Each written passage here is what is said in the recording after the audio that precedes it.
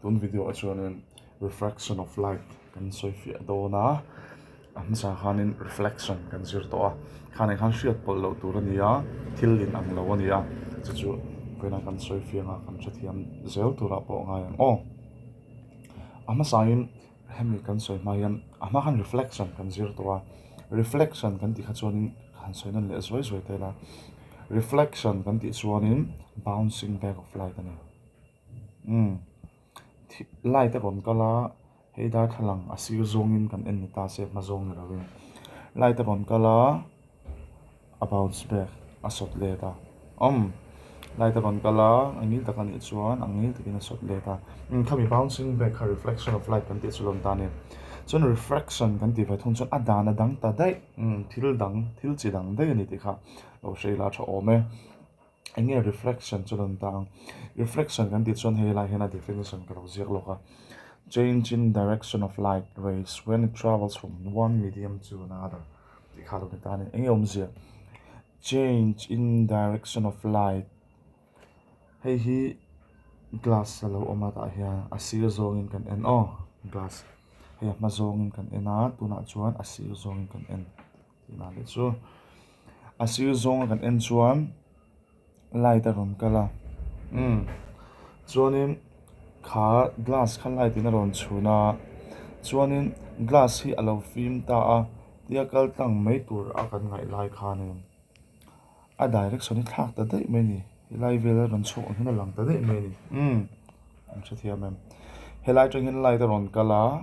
tiakal tang tur ni om taka lan lai khan a koi ta dei a tiakala tia ron chhok leng hina lang ta dei mai ta ni kha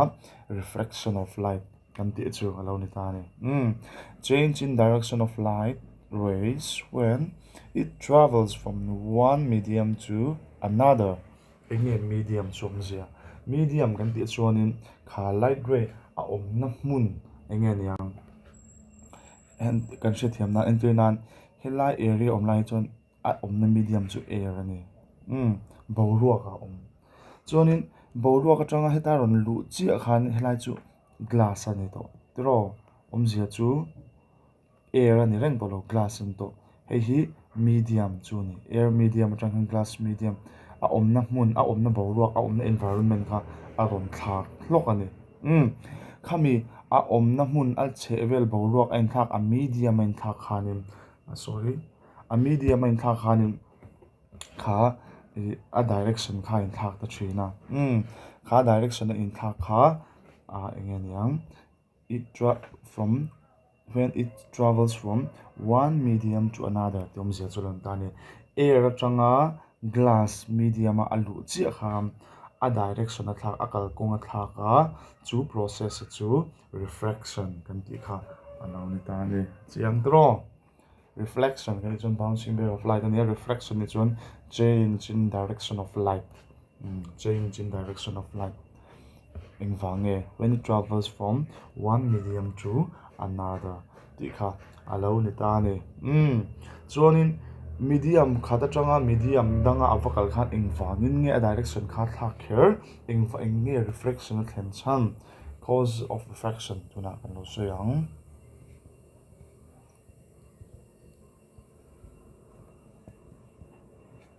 heta hianin tam pahnih kan hriat fiah masak phut angai dona chung tam te chu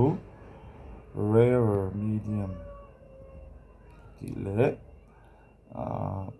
denser medium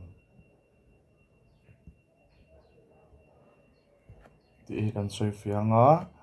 hi low optical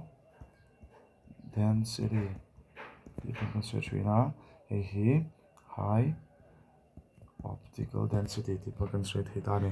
enge rarer medium enge denser medium a awmzia chu hei low optical density kan ti chuan awmzia chu kha medium kha medium kha i medium kan ti chuan kan soi tang khan air pawh ni theia glass pawh ni theia water pawh ni theia or thing pawh ni theia diamond pawh ni theia gold pawh ni theia stone pawh ni theia medium kha chu hrang hrang awm thei khami light in ava pal tlang thil chi hrang hrang kha medium chu ni mai ta chuan rarer medium kan ti chuanin light hei optical density a hniam amuk tok lo light kal nan khan amuk vak lova lo deep dal tun vak lova te tai la kan che them na zona zia chu light velocity kha asang em khamin huna khan light khan chak takin akal thei rarer medium kan ti chuan velocity of light khami speed of light kha chak takin akal thei adang ne na compare in entina air lo oma chuan ta hianin glass lo om boka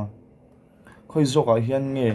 light akal chak zok an ti chun air a nia chu wangin air hi rarer medium ani mai kan tha thiam em light akal chak na zoka ha chuan glass hi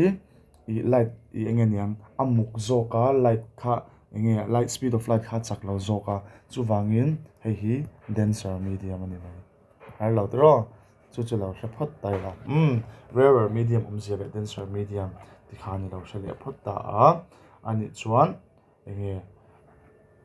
cause of refraction kan soi thei to cause of refraction chu engwang nge kan ti chuan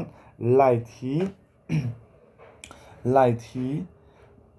rarer medium atanga denser medium a light akala piang hian a direction a thlak thin entrinan helam hi air lo ni ta se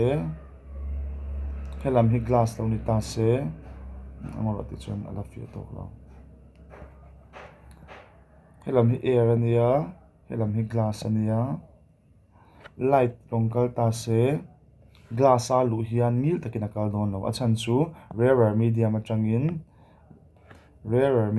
denser medium a alu mio wangin mil takin akal don lo a koi don a direction a kan cha thiam em khami change in direction kha refraction kan ti khani reng ta a engwange kan ti chuan light hi a speed of light a velocity al enge akal chak zong kha a in thak thu ta wang khanin a direction kha thak ani helai chak dewa kal theilai khan glass a chuan chak de na kal theidalo chan chu denser medium anun to alo mu ku de uzok to a I light ang khan ol sam takin kal theidalo alo muang sot to ti na ni chu am cha thiam em chu wangin a direction kha lo thak ta thin chu wangin engin nge reflection thlan ti kan ti chuan change in velocity of light te pawh kan ni theiam light khanin akal chak zong kha a thak thut a speed a thak thut awang khan a direction kha adang lam ta thin chu eng wangin nge direction a thak eng wangin a speed in thak an ti chuan a medium in thak awangin chu tian chia chuanin glass atang hianin glass lo oma pona air lo om le ta ni glass lo oma helam chu air lo ni le dei to ta se ti hian mil takin akal le chuang lawang a thak le thawang ti khana thak le dei don direction kha a chan chu denser medium atanga rarer medium a akala wangin a direction kha a thak ve thawang chu wangin enge awmzia refraction a thlen don chuan rarer medium atanga denser medium a light akal khan direction a thakang chu tiang bukin denser medium atanga rarer medium a enge neng light akal khan direction a thak ve bokang speed and change a piang khan direction in thak don ti na ni chu kha refraction them tu chu ani ti khani refraction awmzia le refraction them tu chu kam du tok photang ole tu na chuanin characteristics of refraction of light kan soya refraction a thlen hian enge thil thleng thin refraction a thlen lai a thil thleng te kan soi don ani ahma sabira chuanin china han rarer medium le denser medium chu kan soi fi to a hei hi helam hi air lo ni ta se hei glass enge rarer medium enge denser medium kan chia tro air hi rarer medium and glass denser medium ne helam hi air ni le ta se awmzia chu helam hi rarer medium speed of light speed a chak chuan hei denser medium glass hi mo speed of light kha amuang zok air a in ta hi air rarer medium an le dense glass ne nangai to chuan tro a khalo ni ta ne chuanin refraction of light a thleng le le hian thil thleng thin om ta ne enge thleng thin awmzia chu ti hian light akala ta hian refraction a thlenga direction in thak tro hei poiten lo phot tai la lampang nge chu lo la enri lampang o helai area chau han enri ang tu na chuan kan lo enang air atangin air medium a light a ron kala chak takin a ron thloka air a chuan speed of light in zang kha 3 to 10 per 8 meter per second velna chak takin a ron kal fuwa ta ne kal fuwa me a chuan glass a ron sut chi khanin a koi ta zok mai ni a chan pokan sei to khatro speed of light in thak awangin chuan helai kan ro hi hei perpendicular to khami engen yang point of incidence refraction azu thlen na mun point atang khanin perpendicular kan ro chuan ngil takin kha normal kan ti kha reflection a po khan kan sei to khatro la hi ti khan perpendicular ta kha normal kan ti kha lo ni ta ni chu rarer medium atanga denser medium reflection a thlen reng hiam he light direction in thla ka hi light direction in thla ka hi towards the normal and chain helai phe hi normal ani a chu vain light hi normal lam theta benang theta thiam em hei hi rabvek di lo ki taila hei hi refraction thleng mi lo ta se chu ti hian ngil taka kal chho tur ani anga tro chuanin refraction a thleng ta refraction a thlen chuan helai tang hiam normal lam zongin a koi normal lo lam chu khoi lam nge hei ngil takin a kala helama hian ben dei ta se chu normal lo lama light kha a direction a thak kan ti theiang ma se rarer medium to denser medium zonga light a kala refraction a thlen reng chuan towards the medium towards the normal mo hei normal ani a helai thlen nu kha normal lama light a ben ta an thi thiam em kha number 1 chu ni characteristic of refraction of light a chuan kan thi thiam ang chu mo ta hian lo jek ta tian ania light hi kal tlang don ta se chu tian ngil taka kal tur hi ni ta tro chuan helai light a sorry tian ngil taka kal tur hi nia helai glass a zu chi na lai tak hi tian ngil takin ro ta la perpendicular in kha normal chun ta ni chuan rarer medium to denser medium ani chuanin hetia ngil taka chho pop lo hianin a koi ta ni tian direction a thak englam zongin normal lam hnai zongin towards the normal hei ngil takin kal ta se ni ta ni nila towards the normal mi don lo ta se khoi lam nge he lamai na kal dong tina ka the em he lama kal lo kham normal lama akal ta tina ni chu kharu number 1 chon chumi opposite chi chu thil theng dang om le ta ni helama hian en ve thung na hei normal ani vele ta mai tha a chuan rarer medium to denser medium a refraction a thlen ve thung khan away from the normal ve thung hei tian light kha ron kala chuan hei normal ania hei ngil taka tia kal tur hi ni ta towards the normal booking kal le don ta se zo lai vela kal tur hi ni ta ma se from rarer medium sorry hei kala just from denser medium to rarer medium ani to wangim light will bend away from the normal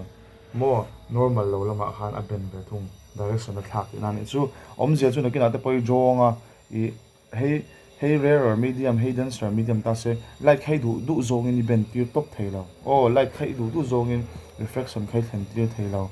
thlen dan mumal taka nei en zong nge koi thei du zong in ten iti koi ve rengot theilo tina ni chu koi dan mumal taka nei chu tu na on le chu kan sei kha ni and ingen koi rare to denser zong lai takal chuam normal lama akal kong khain thla kang a direction thla kang lai tha ko yang chuam denser chu rare medium lam zonga kal don chuan away from the normal khami mil taka jo khami lo lam zong khana kalang tina ni chu in chiar in lo in ena kha chu katin ti ve do kha nga ya engma ha she thiam ha om chong lawa tuna ka sei zong kha ani mai chuan adang le a chuanin light ngil takin ron kal ta se hei tuna chuanin hei normal ani ta tro ngil tak hemi perpendicular chuan helai chana han kal ta ni helai chana a koi kal chho hian normal ang zong hian ngil takin light kal ta se tinge omang ti hianin pani chu remove taila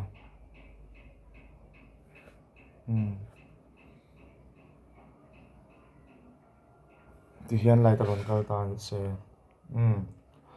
normal a sana draw po thei lo san chu ta chit normal zone a han ron kala heti ang ngil taka perpendicular a enge hei air ta se hei glass a han ngil taka ron kal chuan direction engman change lawang ngil takin a kalang chutiam em chu chu a character thumna chu ni chu a koi dan kha chu kan soi to a from rarer to denser hana dan danga from denser to rarer a dan danga chuan I towards the normal zone a ham direction a ngil taka ron kal ve thung chuan a koi lo ti zong pun a koi lo ngil takin a kal tlang ani direction and change lo ti na khang te kha kan chin chia don nia